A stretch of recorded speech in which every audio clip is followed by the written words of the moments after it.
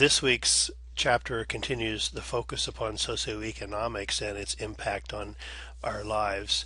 In this particular learning unit, we're looking at socioeconomic stratification, both in the United States briefly and also on a global level. Next week, we're going to look more at the effects of socioeconomic stratification, particularly in the United States, but also a bit on a global level. But more, this is looking at theoretical constructs about socioeconomics and stratification this week. First, social stratification defined, according to the textbook. Social stratification is the system in which groups of people are divided into layers according to their relative power, property, and prestige. Again, as we had spoken a few weeks back about gender stratification, however, it's much the same concept. There's also age stratification and all sorts of different kinds of ways that society is stratified. But in this particular framework, we're really looking at it in terms of economics and where one is placed on the social ladder in one's society. Now, one thing that I think is very important to remember, I referenced briefly in the last lecture, but want to be sure that you're clear on this, that there is a distinction between income and wealth. Income is what you earn. It's money that comes from outside sources, whereas wealth is money, investments that really are making money for you. For instance, at this point in my career, and I have almost 40 some years behind me in my career now. My income is relatively decent. I mean, on the global scale, I think, or on the bigger scale, when you look at what people in other professions earn, as you might guess, I mean, I think our earnings in human services, like it is in teaching and in other fields, is not as high as it should be, but for an income in the human services area, in the social work area, my income at this stage of my career is relatively decent. And yet, if I were to lose my daytime job and perhaps not be able to teach as frequently as I do now, and so that suddenly I had no paychecks coming in, it would be a matter of a month or two before the bill collectors would be after me, and people would be starting to file to foreclose on my mortgage and take my car back and all those things. So while I am able to maintain a comfortable lifestyle based upon my income, really, without wealth behind me, without a savings, without a nest egg, so to speak, that will take care of me, not only in the future, but in the present time, I could lose everything I have if I lost my paycheck. And so that's why I say you may have a nice income, but you still aren't wealthy, because the wealthy are the ones that don't have to worry about money. The wealthy are the ones who build elevators for their cars in their homes in California. The wealthy are the ones who, for instance, I think about the 2008 presidential campaign when John McCain was asked how many homes he had around the United States, and he couldn't tell you. And it isn't even so much that he is among the super wealthy by any stretch of the imagination. I think a lot of the wealth in his family comes from his wife's side of the family, but nonetheless, just the thought that you would have so many homes that you couldn't identify how many you have or where they're at, that's wealth. And so it's something to keep in mind that I would venture to guess that most all of us, either talking or listening to this lecture right now, probably may have met some wealthy people, but probably are not wealthy themselves. Maybe well off financially, but not wealthy. There's a very big distinction there. And so, for instance, as this slide points out, when we talk hopefully about the rising black middle class making more money, this means their income has gone up a lot, but that doesn't mean that they're accumulating the wealth that the Caucasians and have, likewise with other minorities as well. And so be aware of the distinction between wealth and income when you think about socioeconomics, because while we might increase our income, we may never be wealthy. And economic stability and security, that sense that that you're taken care of for the rest of your life or for a long time to come, that is what wealth is: money making money. So when we talk about social stratification, we're really talking more about wealth than income. Last week, when we looked at socioeconomic forces and power, we looked at a slide that talked about percentage of income and the percentage of population making. I think we concluded that 20%, the top 20% of the United States, the top 20% earned 50% of the income. Now we're talking about wealth in this week, and when we talk about social stratification in societies around the world, there are three main types of social stratification. One being slavery, which is a system in which people are owned by other people. Now, slavery was unique in the United States. We were the first country, actually, I believe, to use race as the basis for slavery. And it is usually not based on race, but usually it's based upon some sort of conquest and war, perhaps, or upon a debt that an individual owes, law violations, those kinds of things where they have to work on perhaps like chain gangs and things like that. Slavery is generally not based on race, but it's usually based on money or things like that. But in a larger sense, slaves are seen as property, and so these individuals can be bought, sold, destroyed. Families can be split up, as they often are. And really, there are no civil rights, no voting rights, no citizenship, nothing as far as a slave is concerned. So in a slave system, there's an owner class and the class that is owned. Another type of social stratification is the caste system, and this system is stratified based upon one's birth into a certain group. So this is what we would call the ultimate ascribed status. You know, you're born into this situation, you can never leave it. It's immutable, it's lifelong, and there are usually very firm boundaries between castes. Castes spelled wrong in this slide, by the way, but it really in India this was the main system of formal stratification until the 1940s, but there are still many social distinctions that continue to exist that reflect vestiges of the old caste system there. There used to be a photograph, I don't think it is any longer, in the textbook of Princess Diana visiting in India and reaching out and touching one of the lowest class of people in Indian society, and actually they're called the untouchables. So the sources, of course, it's a great violation of social propriety for her to have done that, and yet, of course, she was trying to make a statement, as you might guess. But it was said that the individuals in the untouchables, which is the lowest of social classes, I think it would probably be like the homeless or even lower than the homeless in America, that their shadows should not touch the shadows of people from other castes and things. That's how much they needed to stay away from people.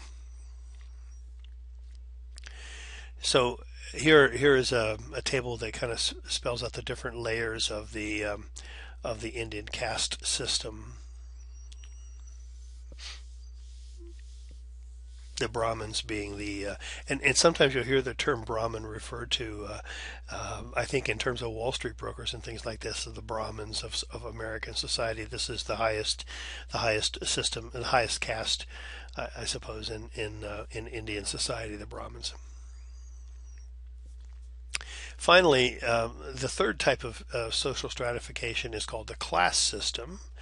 And this is stratification that is based upon money or material possessions. And this is the system that we use in the United States.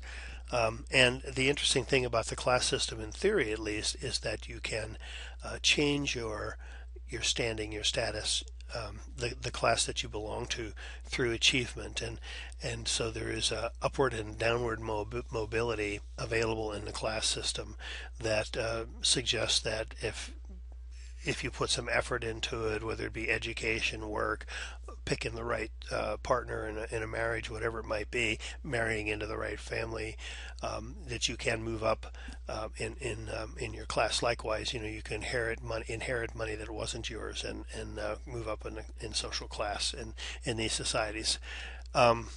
In reality, as we'll see more when we talk about this next week, mobility between the classes is much more restricted, at least for different parts of the population, most of the population, I would venture to say, than we want to believe in this system.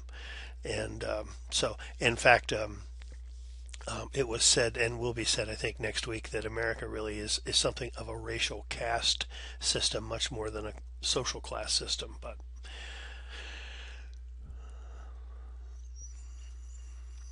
so some of the theories, Marx being a conflict theorist, of course, believe that the social classes were divided essentially into two groups: the bourgeois, who are those who control the means of production, and the proletariat, who are those that are exploited by the bourgeois. Now, another way of seeing this are the owners and the workers, or the capitalists and the workers. And Marx has a whole theory of social development that we've talked about in the last few weeks, about how the interaction between the owners and the workers will create social change inevitably, and that type of thing. But it's important to understand, and again, when you think about conflict theory, those in control use their power to continue to dominate those that are not in control. It's a very simplistic kind of way of seeing the world, the conflict theory or socialist thought, but this is how they see social class. Now, in our next learning unit next week, we're going to see Marx's two-part theory of social class broken down into 6 or 8 different parts by a few other theorists. So it can be seen much more, I think, much more definitively and interestingly than that. Max Weber, the functionalist, looked at social class very differently, and believed that social class is defined by people who share similar levels of wealth, power, and prestige. And so it isn't just the two of them, although that certainly blends into what Marx says, but Weber didn't see it as so much focused upon economics, but it also involves other kinds of things as well. So functionalists, here's Davis and Moore's position. Why is it that there is social stratification? Why is it that some people seem to, well, can't find elevators to get up to the second floor because they're disabled, and there isn't enough, appropriate funding, let's say, to have this elevator put in to allow that individual access to the second floor, while other people build elevators for their cars? Why is this? And Davis and Moore said, well, first of all, that in a society there are a variety of positions, some more desirable than others, some more important than others, and that all these positions must be filled. And so social class essentially divides people up to, in a way that all the positions that are necessary to keep society functioning are filled and occupied, and those services are being provided. So the more important positions are filled by the more qualified people, and according to Davis and Moore, in order to entice those individuals into those important positions, you need to offer them greater rewards. It was interesting, after the economic difficulties around 2008, 2009, and Congress implemented some reforms on Wall Street. Well, actually, before the reforms on Wall Street, enacted some bailouts, to help some of the major banks to to continue to exist despite their financial problems. The government loaned them money. I should say the taxpayer, we loaned the money. And one of the things that came out in the news eventually is that despite the fact that these banks really would not have existed had the taxpayer not bailed them out, they were still paying their top executives these humongous bonuses, probably a larger bonus in 1 year for some of them than many of us will make in our entire lifetime, and out of these public funds. And while there was a lot of outrage about that, the bankers just simply justified it as saying, if you want qualified people making decisions in these organizations, in these banks, you're going to have to pay them, and if we cut out their bonuses, they'll leave us.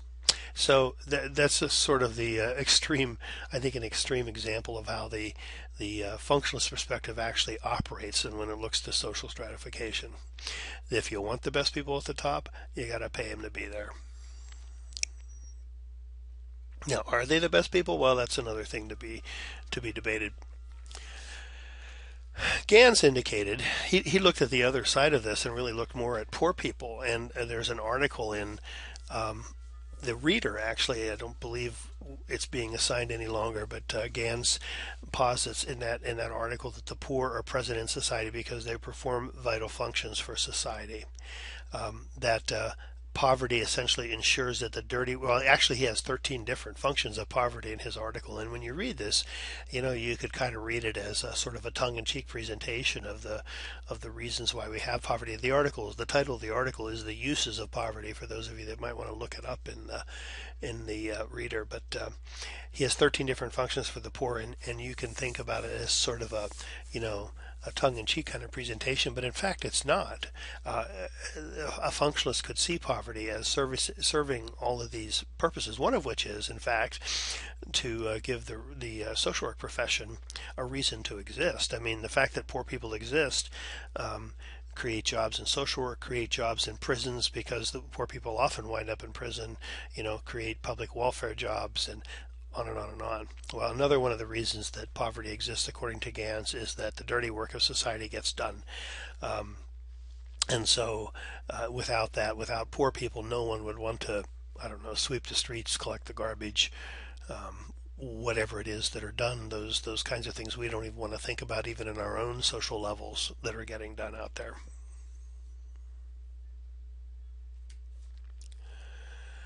Finally, before we close out this section, a question about why social stratification is universal.